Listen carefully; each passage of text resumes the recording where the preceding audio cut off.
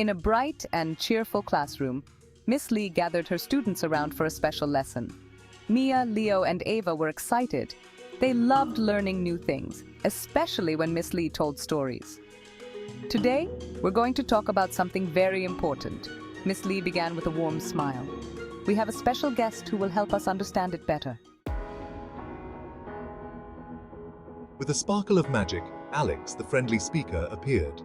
Alex had a gentle voice and a kind smile, perfect for explaining important things. "Hello, Mia, Leo, and Ava," Alex greeted them. "I'm here to talk about something very important called touch. There are two kinds of touch, good touch and bad touch."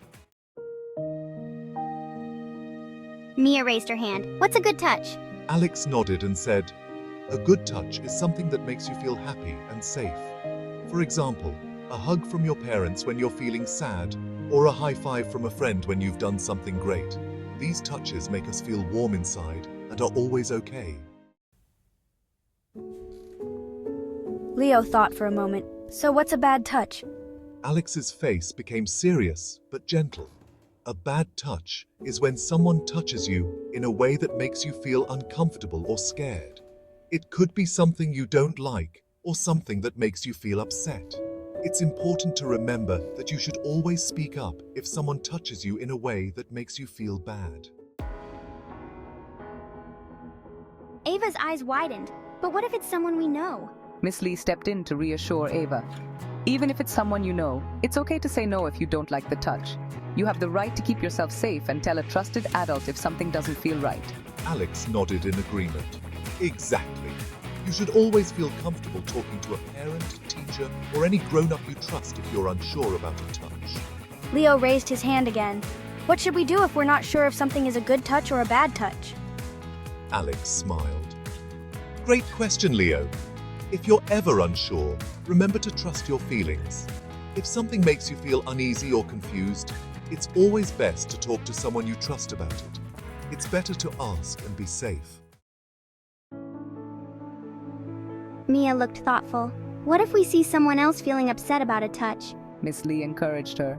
If you see someone else upset, you should be a good friend and support them. Let them know they can talk to a trusted adult just like we talked about.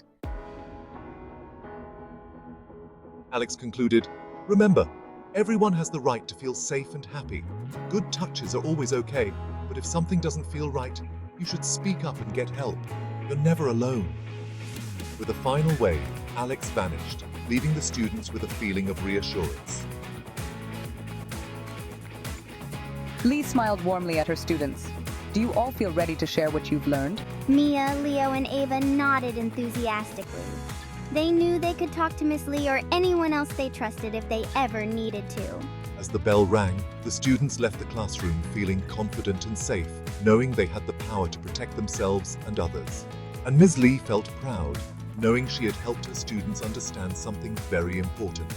And so, Mia, Leo, and Ava went on with their day, knowing that with good touch, they would always feel happy, and with bad touch, they had the courage to speak up.